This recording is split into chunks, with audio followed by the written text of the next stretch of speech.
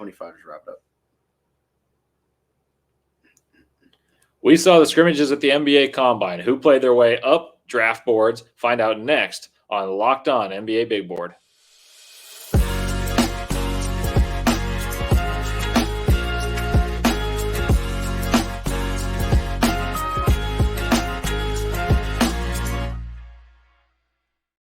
Welcome into Locked On NBA Big Board. I'm Leif Thulin, joined by Richard Stayman. We're here in Chicago attending the NBA Combine, where we saw all the drills up close and personal, and today was the scrimmages. So which players impressed us there?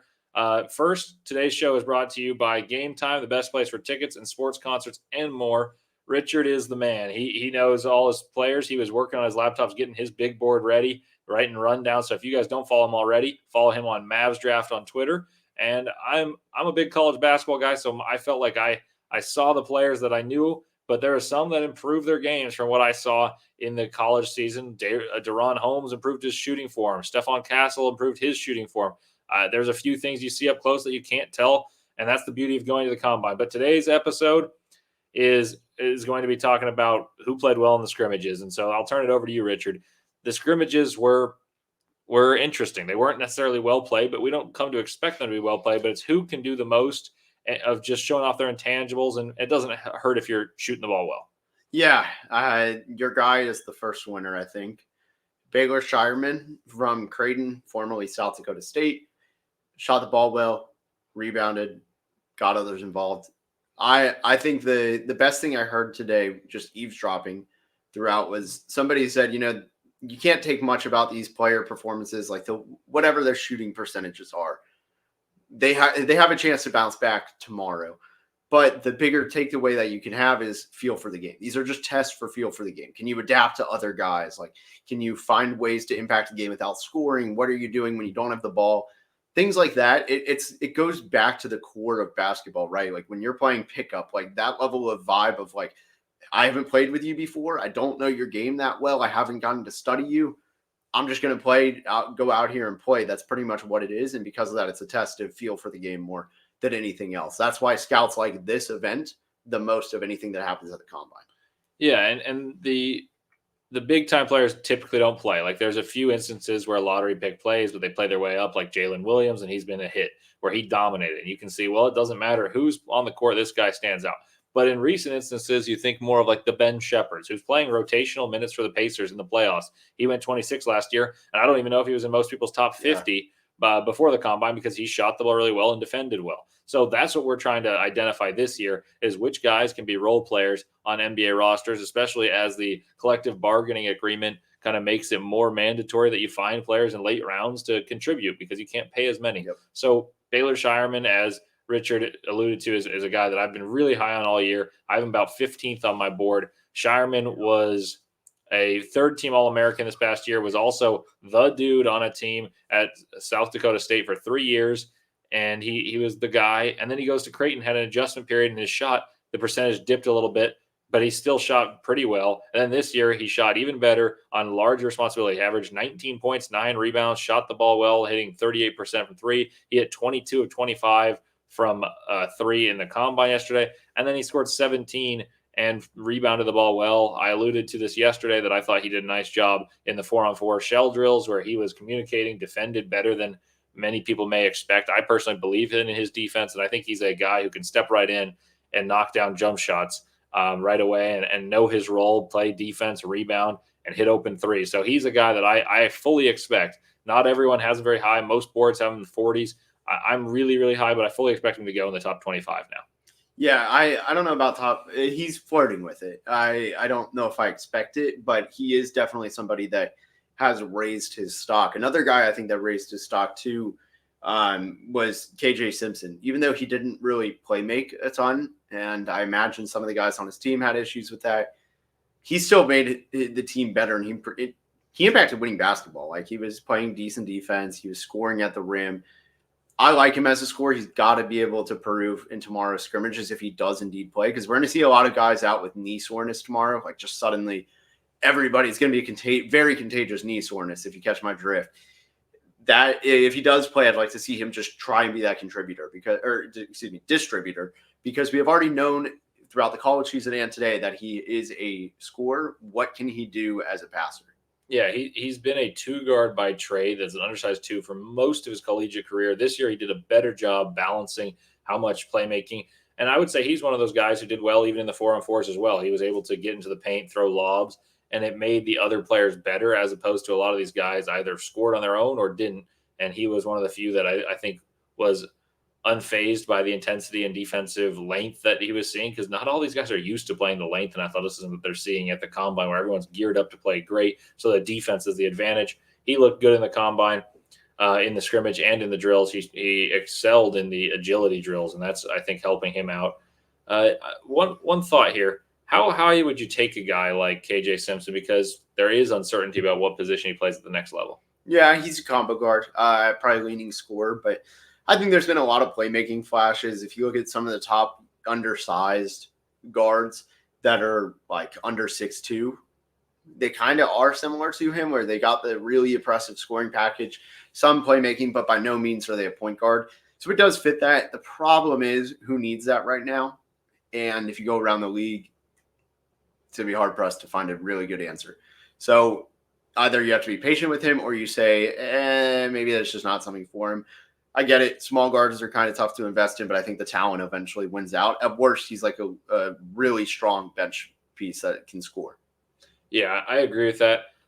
We talked about yesterday, one of the biggest winners, if not the biggest winner, was Adem Bona. He also played in this event in the scrimmage, whereas a couple of the other big winners we talked about, like Yves Misi, Zach Edey, did not. What did you make of Bona's performance today as someone who, especially in the 4-on-4 drills, was dominant? We had Portland Trailblazer scouts sitting right behind us, freaking out about his athleticism, saying, "Oh, you don't even want to try it when he's near the hoop." And you could hear them kind of guffawing when people continued to try, and he'd blast the ball away. It wasn't as loud of a performance today, but I still thought he showed why he's potentially a first-round pick based off athleticism and effort. Yeah, the athleticism is really good, but he fouled out in 20 minutes. And that's been a theme of what his concerns were at UCLA. He's just overly aggressive. I don't think he knows how to like almost control it, right? Like he wants to go for the kill every single time he's winding up. He's not being strategic in his block attempts at the rim and how aggressive he is. Like he really plays at one speed too many times, and it's like that full speed, and he just like, it's just a bull in a china shop kind of thing. And I don't know. I feel like he has got to control himself. If the foul trouble can come down, he'll be okay. But I don't see the foul trouble not being the same tomorrow. Not necessarily 6 fouls, but like he's probably going to pick up 4 tomorrow. Yeah, it wouldn't shock me, but I think him trying to show off the energy and aggression and ability to make plays is something that is alluring to some, and he just has to tone it in. Obviously, he's not going to play enormous minutes at the NBA level. At least that's what we expect. So I don't have too much of a problem. I would say he's still a winner on the day.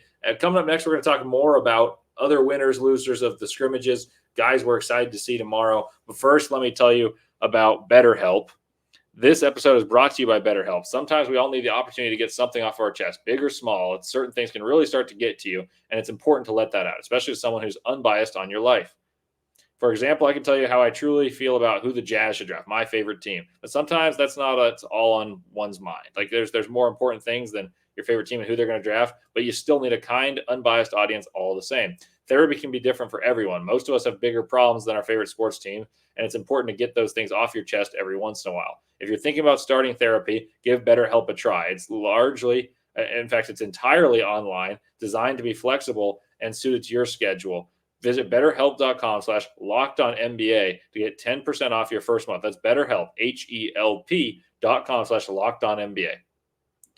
Alrighty, welcome back to Locked On NBA Big Board. I'm Leif, joined by Richard Stayman. I have one more question for you guys. Are you guys watching Fox Sports or ESPN on your TV all day long and have to turn down the volume with all that shouting? Make the switch to Locked On Sports today, a free 24/7 streaming channel program for you every day to bring you the biggest stories without all the screaming. Locked On Sports Today brings you can't-miss analysis, opinions, and news, streaming 24/7 on YouTube or the free Amazon Fire TV channels app. Part of your Locked On podcast network, your team every day. All righty, I'm Leif Thulin. This is Richard Stayman, a.k.a. Mavs Draft. We are in Chicago attending the NBA Combine, and we talked about the winners and losers yesterday of drills and shooting, agility, athleticism. Well, it was actual basketball this time. Like, which players showed that they're better at basketball than maybe we thought, and not just athletes, and I think the first one that comes to my mind would be Trenton Flowers, because he's someone that I didn't know too much about. I've watched him play, but I was like, okay, he's a good athlete, a 42-inch vertical. That was not showing me anything I didn't know, but it doesn't matter all that much. It's not like he's going to be blocking shots with the vertical. That would be something that matters. So show me what you can do as a basketball player, and he did a good job playing well in the scrimmage today. Yeah, perfect 5 for 5 from the field with an and one. Didn't do actually, it's not true. He had 2 assists, two rebounds, also had 2 turnovers, but didn't do like a ton away from scoring. But again, this is one of those things where it's like he passed the test. He didn't look bad. He knew how to fit in. He was making some cuts, getting to the rim, being able to finish. And that was the important thing. Flowers had a weird trajectory, over in Australia in the NBL. He was started out, so at high school at the Combine Academy, he was a wing. It was like pretty safely, he was a wing. Then he was switched over to being a point guard at the beginning of the season, which I don't know whose idea it was, but thankfully that was very short-lived.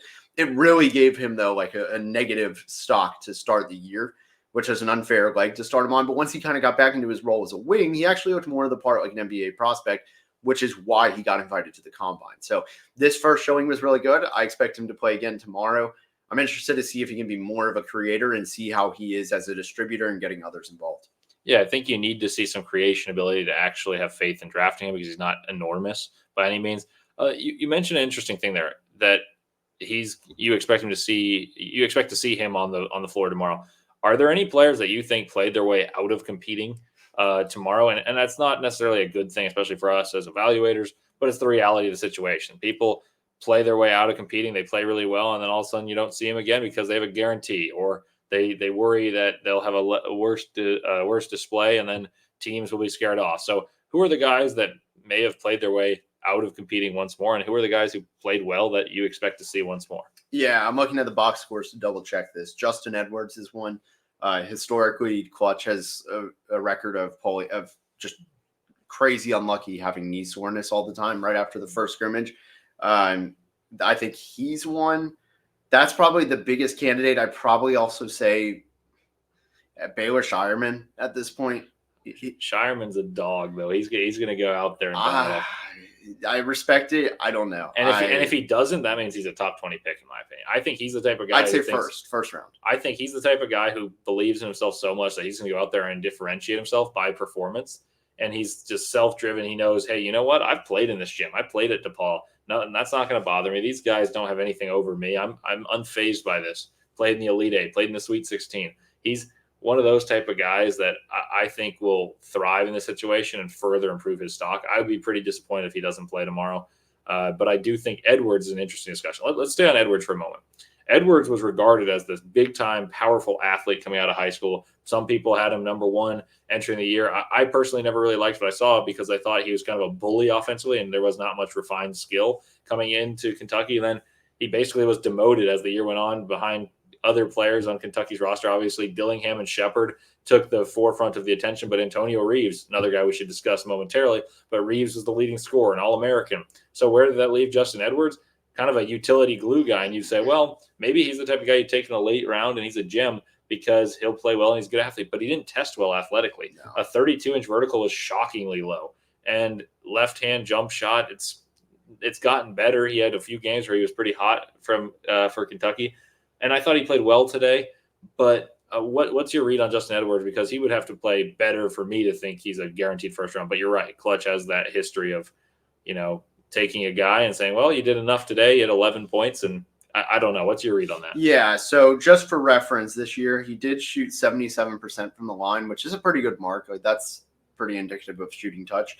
For the game, just looking at his stats right here, 6 of 11 shooting, 2 of 5 from 3. He had 6 rebounds, 2 assists, 1 steal, 1 block.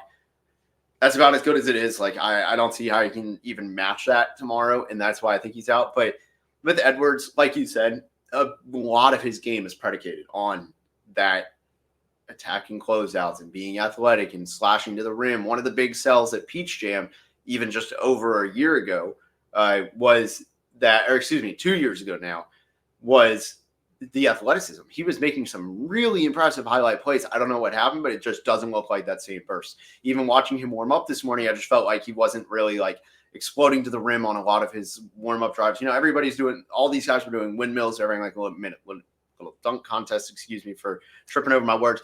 And then immediately, like, I feel like his wasn't that impressive. Maybe it's just nothing, but I just feel like he doesn't explode off the ground like he did in high school.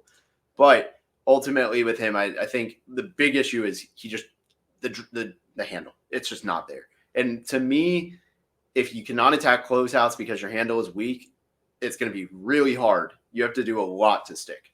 Yeah, he was someone that I initially looked at as a candidate for the Jazz to take in the late first, early second, as that's my favorite team. And the more I watched him throughout this year, I started to think to myself, well, that's not a bad idea because he's shooting pretty well and he's supposed to be a good athlete. But that actually scares me quite a bit that he didn't jump well. And yes, sometimes they're players that fall down and they were really high recruits and they don't have that type of game, but they end up being good because they had this pedigree in high school. They know how to play. And now that they've adapted to a role, you get the best out of him. He concerns me. I think his numbers are better than he is actually as a shooter, if that makes sense. Like, he shoots well from three, shoots well from the free throw line, but he wasn't necessarily regarded as that scorer. And if he was recruited as such, it was erroneous. Now let's go to his teammate, Antonio Reeves. And you heard some rave reviews about Antonio Reeves. So take us through what you heard about Antonio Reeves and what you saw from him, because he's pretty little heralded in draft communities, maybe a second-round pick, and maybe if that. And he played pretty well today, but I didn't think it was something that moves him as much as maybe a big-time name such as Sam Vecini did. Yeah, so Sam Vecini had put, I'm also inching closer to an Antonio Reeves first-round grade. Not quite there, but he's a top 40 guy for me. He's an awesome shooter that has real counters to what defenses present to him as a scorer. That's just a real role for guys who can shoot like that. I hear that. I see that. I think some of it's a bit theoretical. He obviously, I think he can scale down because in a way he did that at Kentucky. I mean, there were maybe I got to recount 3.5 guards that were at Kentucky. 2 of them were not him. Like Reed Shepard, Rob Dillingham, and I know I'm missing somebody who's driving. Well, I mean, he was a big time player. He was the All-American, but everyone knew the defense needed to guard Reed and Rob more so. Yes, and that's the thing though, is all the attention was on those two, Reed and Rob, the freshmen, and he's still in this role that was not supposed to get him this many points. He still did a really good job of that. Now, in this game, he did have an airball 3. I will say, context, a lot of people airball jump shots in this game. Like, it was a very rusty game. I was a little bit surprised Sam tweeted it after 5 of 14 outing. Like, I didn't feel like the timing matched up, but I also at the same time, like, it could have just been coincidence. And like, just because you shoot 5 of 14 does not mean you had a bad game. Like, there's a lot of that goes on to these scrimmages where it's like, did you see a minor movement that doesn't show up in the box score? That stuff really matters more in this than like a regular game. So just kind of painting the picture on that, Antonio Reeves. Yeah, we've got a few more guys to discuss. But first, let me ask you guys an important question. Have you guys ever been to a playoff game? It's the best, because I have, and they are awesome. It's never been a better time to go now because of GameTime. GameTime is an authorized ticket marketplace of the NBA, which makes getting playoff tickets even faster and easier. Prices on GameTime, the app, actually go down the closer it gets to tip-off. With killer last-minute deals, all-in prices, views from your seat, and the lowest price guarantee, GameTime takes the guesswork out of buying NBA tickets. They have great last-minute tickets, flash deals, zone deals, and much, much more. You also can find easy to buy MLB tickets for every kind of event in your area, and you can see the seats. This is big because I was perusing White Sox tickets while I'm here at the Combine. The Cubs aren't playing. I wanted to go to Wrigley, but I was like, you know what? Let's go watch the White Sox play. But I was able to get a panoramic view of my seat and the app before you play. Before you buy it and before you pay, you can tell you exactly where you're sitting and the exact viewpoints, which is important if you're watching baseball. You don't want to be behind a pole or a wall, because some of these stadiums are built long ago and they've added extra seats for more money, but you don't want to be kind of the fool who fell for their tricks. But not with GameTime. They'll prevent you that from happening. And also, they got a really cool feature that's called the lowest price guarantee, or GameTime will credit you 110% of the difference. Take the guesswork out of buying NBA tickets or MLB tickets with GameTime. Download the GameTime app, create an account, and use code LOCKEDONNBA for $20 off your first purchase. Terms apply. Again, create an account and redeem the code LOCKEDONNBA, LOCKEDONNBA, for $20 off. So download the GameTime app today. Last minute tickets, lowest price guaranteed. All right, welcome back. Final thoughts about the day 2 at the NBA Combine, the scrimmages. There's one player that I thought was not going to stick in this draft, and maybe if he did, it would be a little bit surprising. But maybe now he may, and that's JT Topp. And I thought he put forth a strong showing. He's a guy that is regarded for having good athleticism, but may not have the physicality to compete with the big boys. And this was a physical day, and JT Toppin thrived. So what was your take on that? Yeah, so just some background on JT Toppin. Shot 34% from three on 1 attempt per game. So like very, very cautious about that. 56.5% from the free throw line. So the shooting is a little bit off. I think it's kind of clear when you watch that. But he makes up for it in so many other ways. There's not a lot of freshmen in college basketball, especially at his size, that average both a steal a game and a block a game, let alone 2 blocks a game. And that's what JT Toppin did. So there's very obvious appeal of what he brings to the table as a rebounder, 9 rebounds a game, a shot blocker, 2 blocked shots a game. He was out there just impacting the game. He blocked a shot both in the shell drills yesterday as well as today. I really like just the defense and rebounding. Like, he's very versatile. I think you can teach him how to be an offensive player a little bit more. That's his raw area, but he's also in the portal right now. He may return to school. I would guess depending on what happens tomorrow, I think he has to play again, but I think he is somebody who's trending up. He also measured well, tested well. There's a lot to like right now. He's probably the sneakiest name in the entire NBA draft. Yeah, he's someone I almost certainly thought would return to school, played well today. For those who don't know, he went to New Mexico. That's a good basketball school historically. They battled, they did their thing, but it's not exactly a place that you can thrive athletically and get the fair credit you may deserve. And also no relation to Jacob and Obi Toppin, for what it's worth. No, and he's got the bounce, though. He does have the bounce. But no, he's someone that I think he gets an unfair or fairly or unfairly, he gets this kind of label of, he beat up some Mountain West athletes. Mountain West was really good basketball league this year, but he looked like the true athlete of the Mountain West. So I think people kind of criticize him for playing in the Mountain West. So I wonder if he was going to be one of those transfers who said, I can play in the SEC. I'm that level of athlete. And that's still kind of what I think will happen. But he showed that today, that the physicality, even though he's a slender build, he was able to hang with some of the stronger bodied players and contend on the glass, contest shots. His activity's never been in doubt, but it was, can he be active and have that motor with the results against players that are bigger and stronger? So that was one I was pretty happy with. And we talked earlier in a previous episode about guys like Johnny Furphy, who may return because they want to build their body. Well, he's kind of in that similar spot. If he builds his body next year, I think he may be in a higher spot. So I still think he returns, but he's probably one of those guys who has the best chance of improving his stock tomorrow. And I fully expect him to play. Agreed. And someone else who I think I just want to shine just a guy who has done the highest rise possible that will be playing tomorrow, that we can't end this episode and not talk about him. And that is Enrique Freeman. So for those who don't know his story, he got an academic scholarship at Akron 5 years ago. He was a walk-on to the Akron program. He then got a basketball scholarship, I believe. I still actually don't even know how that works, where you start with the academic and then you just happen to be incredible at basketball. He's an analytical darling, 6'7", super long arms. Akron made the NCAA tournament this year. He went to Portsmouth. I saw him out there, did very well, earned a G League Elite camp invite, did really well. Now he's at the Combine, doing very well. This is the second straight year we've seen stuff like this. I talked with him. First of all, ridiculously nice guy. He was super giddy, just excited to be there. Just asked him about that rise, and just you could see the smile. Like, he couldn't even believe he was in that position. And he just keeps playing very well. There's something to be said about that consistency, about getting to this point, that why would it stop here? And I actually think he's one of the best sleepers in this class. And his shot, his touch is really, really good. A little unconventional release, his left elbow. He's a right-hander. His left elbow is kind of pointed outward. And you typically don't want your elbows out, but it's not his shooting arm, so it doesn't bother me as much. But he's interesting. The question would be, does he play the 3? Does he play the 4? I think he's more of a 4. Agreed. But that limits him a little bit. But if you can really shoot it and perform well against these guys, I think it really incentivizes teams to give him a fair look. And the last guy that I think we should talk about that has a similar trajectory would be Isaac Jones. You saw him at Portsmouth. He played really well for Washington State this year, was a go-to scorer, kind of caught it in the mid-post, back down against smaller guys, would drive bigger guys if he played a 5.